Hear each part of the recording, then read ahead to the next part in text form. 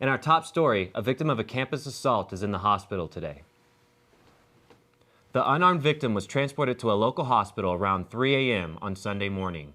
K-State police arrested Jason Seifert of Fort Riley on charges of rape, aggravated battery, and aggravated kidnapping after he returned to the scene of the assault. Officers were still investigating at the scene when Seifert was identified. Police were dispatched to the Denison corridor on the west side of campus, responding to an ongoing situation. Upon arrival, authorities transported the victim to a local hospital. The suspect is currently detained in the Riley County Jail on a $100,000 bond. Neither the victim nor the suspect are affiliated at K-State. While neither individual involved in this incident this past weekend are K-State students, many students often feel concerned for their safety when walking on campus after dark. Channel 8 reporter Daisy Hagedorn is live in studio with RCPD Captain Josh Kyle, who has safety tips for when you might feel unsafe. Daisy? Thank you, Alec. I'm here with Captain Josh Kyle from the Riley County Police Department. Captain Kyle, walking at night can intimidate a lot of people. What kind of tips can you give to ensure their safety? Well, I don't think you can ever completely ensure somebody's safety, but there's some things that you can do to help prepare yourself in advance. And in fact, that's usually one of the best things you can do is think about where you're heading and what your route's going to be.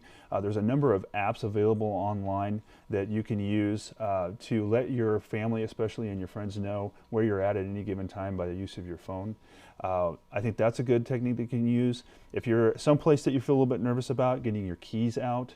And I'm a big fan personally of pepper spray. I found it to be very effective.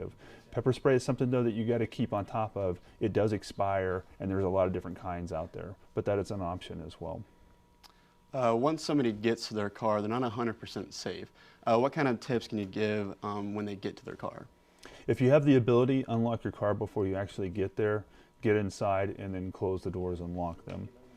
Get to the vehicle started as soon as possible and then be prepared to look around and see where you're going to go. In fact, again, pre-planning will help out a lot. And so looking where you want your car to go will give you a place to direct as soon as you get the vehicle operational. And then what should a potential victim do if they are being chased or grabbed? Very tricky question because it's very contextual. It depends. If you're interested in self-defense, that can be great, but it's something that requires a lot of training and practice.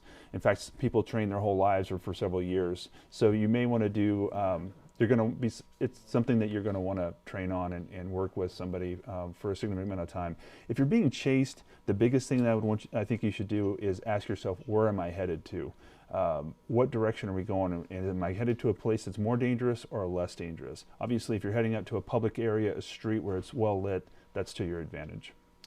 Thank you, Captain Kyle. If you want to stay safe on campus, you can download the Live Safe app on iOS or Android. You can also check out the K-State website for more safety tips.